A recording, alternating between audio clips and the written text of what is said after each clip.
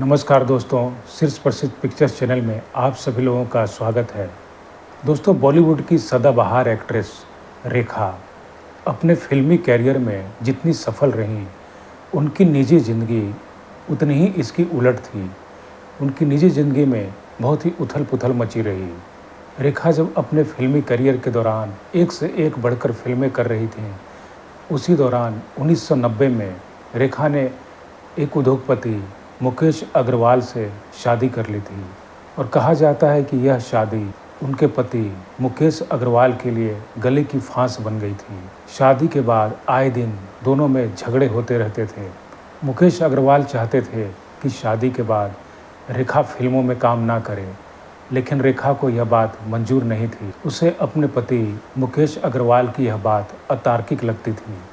इसी बात पर रेखा ने झल्ला कर कह दिया था कि ठीक है, मैं जब प्रेग्नेंट हो जाऊंगी तब मैं फिल्मों में काम करना छोड़ दूंगी। और फिर वह वापस जैसे काम कर रही थी उसी तरह से अपने काम को कंटिन्यू करती रहीं। इससे मुकेश अग्रवाल काफ़ी चिढ़ गए थे और धीरे धीरे वह डिप्रेशन में चले गए। यहाँ तक कि दोनों के बीच बातचीत बंद हो गई। उनके पति मुकेश अग्रवाल जब बातचीत करने के लिए उनसे संपर्क साधते, लेकिन रेखा इग्नोर कर देती और उनसे बात तक नहीं करती। ऐसा कहा जाता कि रेखा मुकेश अग्रवाल को बात बात पर हर्ट करती, जिसकी वजह से मुकेश अग्रवाल काफ़ी परेशान रहने लगे और फिर जल्द ही दोनों ने तलाक ले लिया।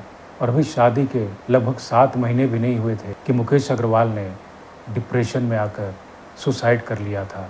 और मुकेश अग्रवाल के मौत का आरोप सीधा सीधा रेखा पर लगाया गया, क्योंकि लोग रेखा को ही इस सुसाइड का जिम्मेदार मानते थे कि उसने ही मुकेश अग्रवाल को सुसाइड करने के लिए मजबूर किया।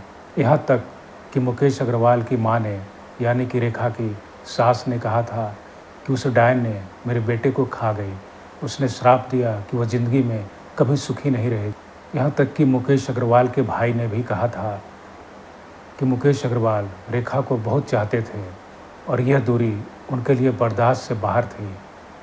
और मुकेश अग्रवाल को हर बात पे इग्नोर करने के कारण वह डिप्रेशन में चले गए और फिर तंग आकर उन्होंने सुसाइड करने का कदम उठाया। उन्होंने भी अपने भाई मुकेश अग्रवाल के इस कदम के लिए रेखा को ही सीधे सीधे तौर पर दोषी ठहराया।